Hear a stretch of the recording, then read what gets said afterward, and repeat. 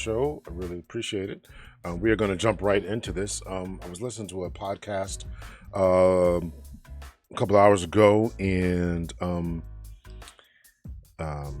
they were talking. Obviously, this is the talk of the town. Being black men, the podcasts I was listening to were mostly black men, and this is the talk of the town. And what we can and cannot do, and all this. And they brought up the fact that there were some police experts who were saying that the shooting was unjustified. Now, listen, I do this for a living. I do police related stuff for a living. Teach at college, and I put my CV up there on the other video that I did about this. But one of the reasons that we have so many, there's always going to be experts on both sides. Always going to be experts on both sides. Some do it for the money, some do it for the fame, some do it because they genuinely disagree, or whatever. So I'm going to put up, I'm going to go over the full entire video. Before I just did, a news segment, but I typed in full, and so we're going to look at the full Forson body cam. And we can see this is coming from 11 Alive news. So we're going to watch this in its fullness, in its entirety. I did not take a look at the comment section, but there's probably, this is the same police department where a police officer was spooked by an acorn falling in his car and hallucinated being shot at. Yeah. So we're going to take a look at this and see, and check this out. So, number one, police experts, and experts in any field. You can have medical doctors who disagree, politicians who obviously disagree. You're going to have any field that you talk about, the correct way to lay concrete. There's going to be people who disagree about that. So I'm not really concerned about that, but I think that I'm following the facts and data and statistics. I was one who taught these officers, and I'm going to go over some, what the factors are. I'm going to talk about it. I'm going to read an article, and I'm going to talk about the factors. So let's go over let's watch the video. It's about 4 minutes long. I'm not going to interrupt it. So if you haven't seen the full video, here you go. Obviously, there's a precautionary tale up here. This video contains graphic content. You might find it disturbing. So all that. So here we go.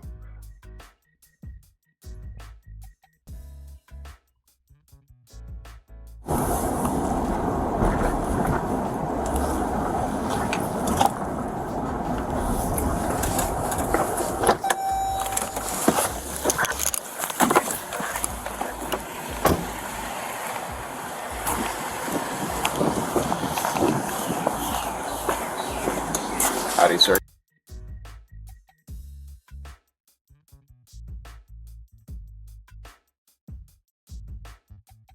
What's going on? I'm not sure. I just was told to let her know if you guys come by. Okay. So I'm going to give her a quick call and let you guys know. Okay. Let her know that. So there was a fight going on or something? I was not present for that. Okay. Yes, sir.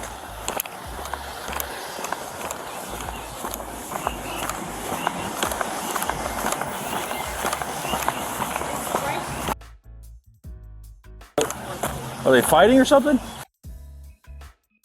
was saying that it happens frequently. Okay. But this time it sounded like it was getting out of hand. Okay, which store? So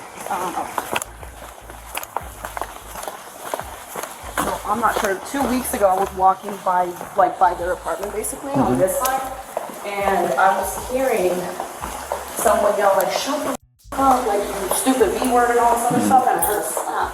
Right after it, but I wasn't sure where it came from. Okay. And I couldn't call, I didn't want to call the police and Which room is it?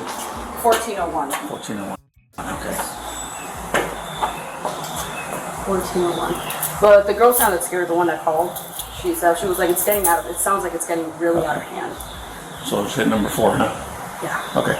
You mean fair? We stand out there and direct the other deputy that's coming to this area? It's not, you're going to go to the 4th floor and it's going to be on this side. Gotcha.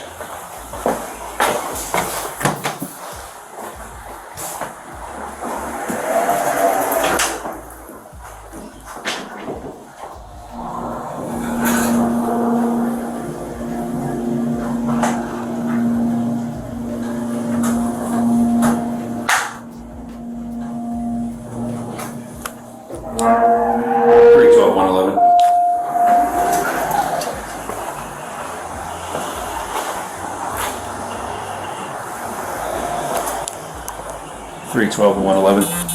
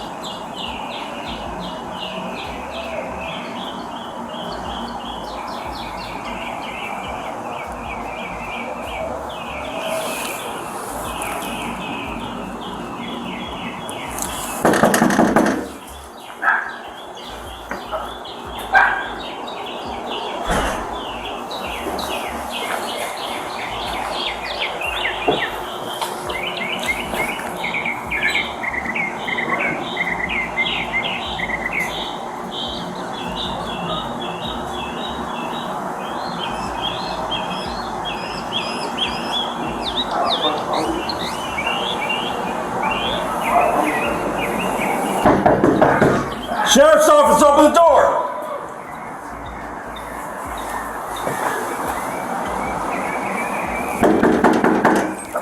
Sheriff's office, open the door! Step out. Drop the gun! Drop the gun! It's over there. Drop the gun! I don't have it. 312, shots fired. Suspect down. All right, so I kind of messed up a little bit there. I hope I catch up here. So we are going to take a look at an article from the Air Force Times, and we're going to take a look at an article from the Air Force Times, which was written a couple days ago. Again, I had heard people saying that experts said that this was a justified shooting, which is why I wanted to do this particular show. To try to set some things straight here. So before we get into this, right, so officers often are looking at, and I want to frame this because the article is going to say it.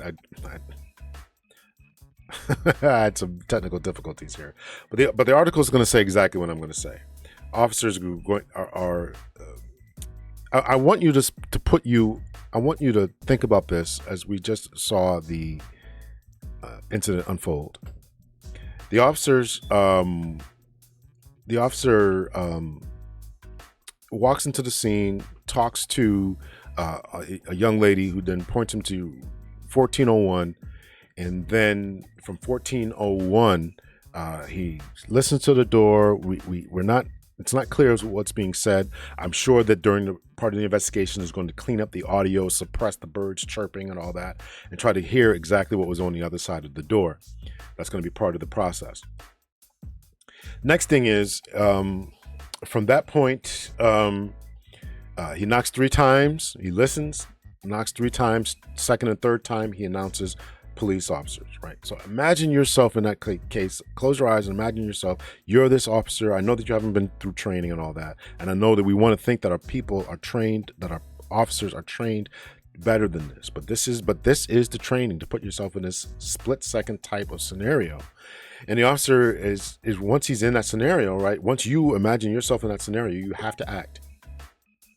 You have to make a decision as to whether this person who has answered the door after you have second and third time announced loudly that you are the sheriff's department, police department, etc., that you have, and the person who answered the door has now means you no harm with a firearm. He entered the door. You have to make that split-second decision whether this person who you have told is there, the police department is there, whether they mean you harm or no harm. That is the litmus test. That is the test. That is part of the Grand v. Connor, the use of force, use of deadly force. This is all the different types of things you have to do within a second, right? Training and experience, right? So let's read through this particular article here. Much of this we've already known, right? On the afternoon of May 3rd, Roger Fortson opened the door of his Florida apartment with a gun in his hand and was immediately shot 6 times by a sheriff's deputy responding to a complaint about an argument. Fortson's supporters point to the deputy's rapid decision to open fire and his mere presence at the apartment. where the Air Force senior airman was apparently alone and FaceTiming with his girlfriend as proof that it was blatantly unjustified killing and the latest tragedy involving a black American shot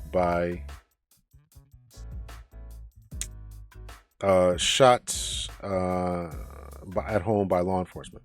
Authorities, meanwhile, have seized Forson's holding a gun when he entered the door to cast the shooting as a clear-cut case of self-defense for a deputy confronted with a split-second life-or-death decision. I'm in total agreement with that. Now, let me just pause here for a minute here. I want to talk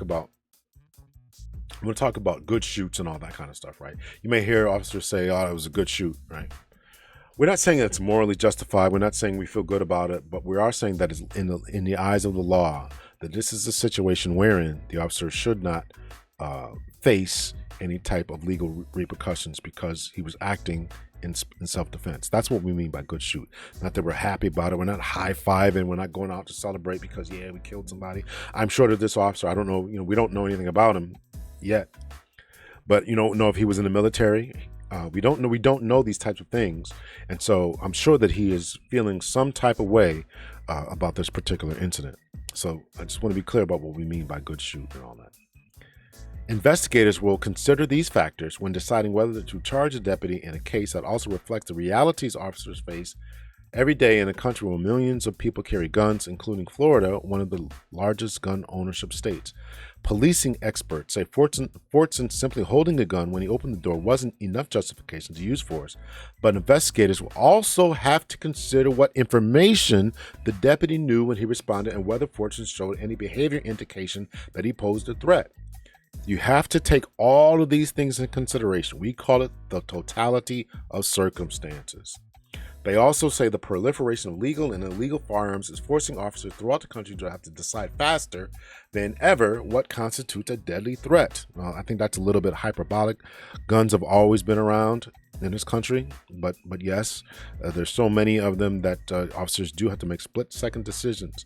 And again, if you put yourself in that decision, you have to decide after you've announced your presence twice, somebody answering the door with a firearm, whether that person means you good or whether that person means you no harm. When I was working one time, there was an officer. Matter of fact, I had him on. If you go listen to the podcast, I think it's on my podcast page, Podbean, or probably can listen to Apple Music, etc. He's an attorney now, Dave Yale. He and I were working a call, and I think we had been dispatched to this house like 2 times. It was somebody who was claiming to break into somebody's house or something like that. It was somebody trying to break into somebody's house, claiming that somebody's trying to break into his house. So we get there. So we walk around back, and this guy comes running out with a gun. Now my partner, this is the midnight shift, right? So my partner couldn't see him, but I saw the silhouette, and I saw him pointing a gun. So I yell out, "Gun!" Right, so I'm getting my gun out. He's like, and the guy, before I could get my gun out, he hears me yell, "Gun!" And then I guess he sees the flashlight. He's like, "Yo, oh!" And he drops the gun, because I was gonna light this dude up, and my partner didn't see it. He didn't see it, because of the lighting and all that. But I could see the silhouette. And I went off in it too. I'm like, "Dude, you called the police and you run outside with a gun talking about somebody's." He's like, "Oh, I'm so sorry." I'm like, "Oh," and listen, that was a rough night. That was a rough night. I don't mean to laugh about it, but it was a rough night, But this is the reality that officers are dealing with and facing on a day-to-day basis, right? You have to make split-second decisions.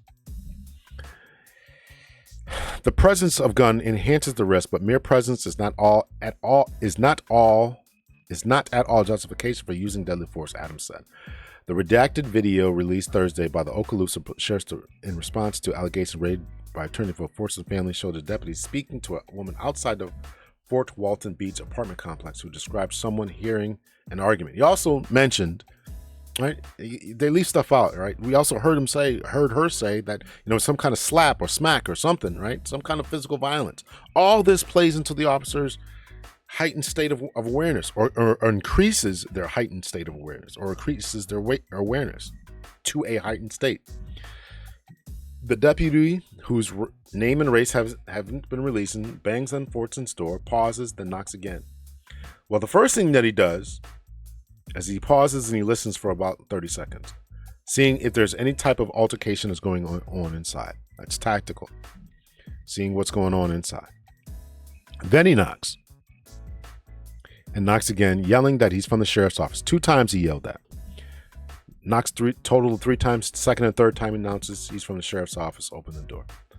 Fortson eventually answers the door while holding what appears to be a gun by his side, pointing at the ground. Within seconds, the deputy shoots Fortson 6 times, only yelling for him to drop his weapon. Do I have an issue with the number of times he fired? Man, that's a good question. I don't know, because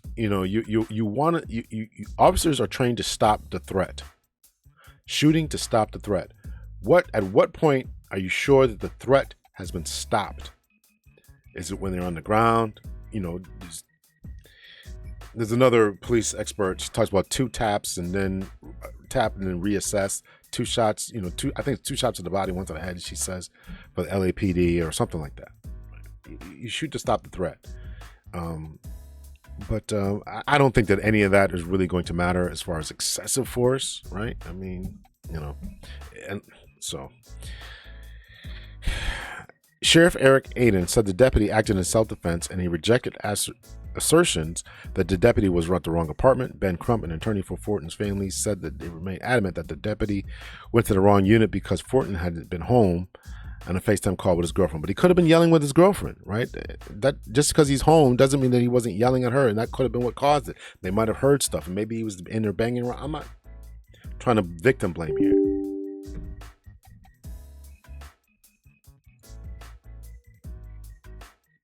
I'm not trying to victim blame here.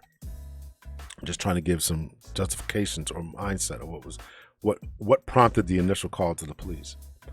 The Florida Department of Law Enforcement is investigating. Adams said beyond the body camera footage, there has to be some behavioral indication that a person intends to cause deadly harm with their gun.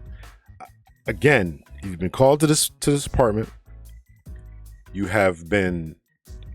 listened at the door, announced your presence. You talked to someone who's said that there's possibly an argument, possibly a physical violence going on. And then simply opening the door and seeing the presence of a gun after you announced yourself 2 times as police, that is a behavioral indication. We also live in a nation with more guns than people. If the mere presence of a gun were the standard for reasonable use of force, we would be awash with police shootings, he said. Well, that's not the standard, right? And some people would say we are awash. We are awash with police shootings. The increase in gun ownership has changed policing in ways, said Chuck Wexler, executive director of the Police Executive Research Forum, a Washington-based think tank that focuses on critical issues in policing. This is a tragedy on so many levels for everyone, for family and for the officer. Guns accelerate decision-making, and that's the challenge here, he said. In a statement Friday, Crump focused on the deputy's quick use of deadly force and the lack of verbal command for Fortson to drop his weapon until after the deputy shot him. Again, this is going to be addressed here by another expert witness, but yes, he's the expert witness who's going to testify. I think he's from St. Louis, Missouri. Is going to say that's only when feasible. It's only when feasible. You don't have to. You see somebody raising a gun, shooting at you. You don't have to say stop, drop, whatever. You don't have to do that. But experts say officers aren't required to issue commands or warnings whenever they use deadly force. David Klinger, a criminal justice professor at the University of St. Louis, who is a former police officer, said the standard is to give a warning when feasible. But if pausing to give a warning or verbal command is going to increase the risk of deadly threat, then it is feasible, he said. Scott Lacey, a former Air Force Special Operations Command officer who served in the same squadron as Fortson, said he believes Fortson's shooting was unjustified. When he just opens the door, sees him with a gun and unloads 6 rounds on a senior airman, to me that screams unjust right away. This whole how many shots you can fire, there is no general standard. The standard is to fire until the threat is stopped. And that is a judgmental determination. You have, your brain is sending signals to your fingers to fire, to protect itself. When does that stop? When does your brain perceive that the threat has been stopped? When somebody falls, It's going to be different all the time.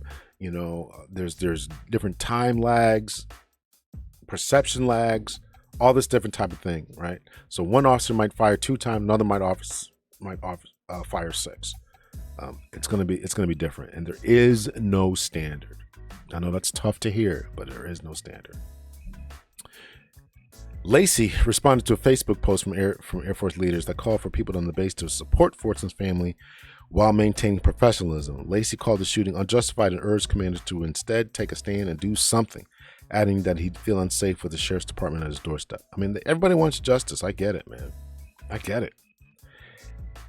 Okaloosa has been in trouble before. LaTanya Griffin filed a federal lawsuit against the department in August, alleging that deputies using a battering ram to enter her home while serving a search warrant in 2019. Griffin, who had been asleep naked, was ordered at gunpoint to walk outside and remain nude in front of officers in the public, she said.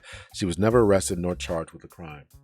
Well, they're serving a search warrant, so that might not be the case. But in the court papers, lawyers for sheriff's office said deputies' actions were consistent with established, reasonable, and general accepted police procedure. If they were called me as a witness to that, I'd be like, there's no way that this is standard procedure to have someone stand outside naked.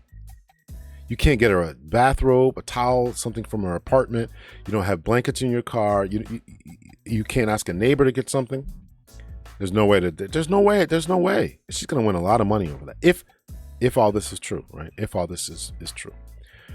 I think the Department of Justice needs to take a look at what's happening at the Okaloosa County Sheriff's Office, said Kevin Anderson, lawyer for Griffin. And another incident 6 months ago in Okaloosa's deputy reacted to the sound of a falling acorn hitting a patrol vehicle by firing multiple rounds at the vehicle where a handcuffed black male sat inside. After the hearing, the deputy yelled, "Shots fired, I'm hit." His supervisor also fired at the vehicle. The man inside survived. The barrage rattled but unscathed. Internal investigators found that the supervisor's actions were objectively reasonable because she was acting to protect the other deputy in what she believed was an imminent and immediate danger of death. I'm not buying that. I mean, I've read this a couple of times. I'm not buying that. I know that she's saying this guy's hit, right? So she's hit, he's hit, and so you're just blowing rounds, and you don't even hit what you're shooting at. I'm not buying that, but their investigators did. But the report found that the deputy who initially screamed shots fired hadn't acted reasonably in his firing. So he's saying he's hit. He thought he was hit. His mind frame tells him he's hit. She hears that he's hit, and they're both firing, but he gets in trouble. I'm not buying any of that. I think that he was probably a problem employee. He shouldn't have been there. That's what I think. And they just used that as a reason to get rid of him. And while she was probably more liked. That's what I think. In her interviews and with investigators, the supervisor mentioned that deputies had been through a lot in the recent weeks, including the killing of a deputy who was responding to a domestic violence call. So again, if that's 6 months ago or whatever it was, this is still on this officer's mind in this Forson incident, right? The killing of one of their fellow deputies. The shooting of Forson came days after 4 members of the U.S. Marshal Service fugitive task force were killed while serving a warrant in North Carolina. Some officer groups have suggested the killings could affect how officers perceive threats. Absolutely. I don't think the presence of previous shootings is ever going to be justification, Adams said. There is no world where officers don't encounter firearm risk. Officers swim in risk, but risk alone is not cause for using force, let alone deadly force. Of course not the risk, but there has to be some type of justifiable, articulable action. And I would maintain that in this case, giving all the facts and circumstances, the evidence, the totality of the circumstances, that this officer in this case is going to be exonerated. I think it's a terrible loss. I feel bad for the Air Force. I feel bad for the family. I feel bad for the officer. I feel bad for the Okaloosa Police Department. I feel bad for everyone involved in this. But this is not a crime here. The officer did not, in my estimation, act unreasonably. He didn't do that. So let me know your thoughts or opinions. I wanted to make this because I heard people, because of the title of the article, and I heard people saying, again, I had listened to another podcast. We're talking about experts saying that this is an unjustified shoot, bad shoot, etc. But a gun alone isn't going to do it, right? These titles get you. I mean, these journals, they're pretty good, right? But there's always going to be, again, there's going to be experts on both sides of any particular argument. You can give somebody, some doctor, some autopsy report. Someone's going to say something, and somebody else is going to say something else. Tax accountant's going to say one thing, somebody else is going to say something else. And experts are going to be the same on different sides of this particular debate. I'm sure that whatever I'm saying, and I think I agree with the other two the professors that they got on here. One from Missouri, the other one from South Carolina. Yes, there has to be more, but this is not a case of this is not it. So anyway, so let me know your thoughts or opinion. I just wanted to make this to kind of clear up any type of expert witness controversies here and why we disagree oftentimes. But we're looking at different things in different ways. But this is a sad case and it's not going anywhere. Much love and peace, everyone.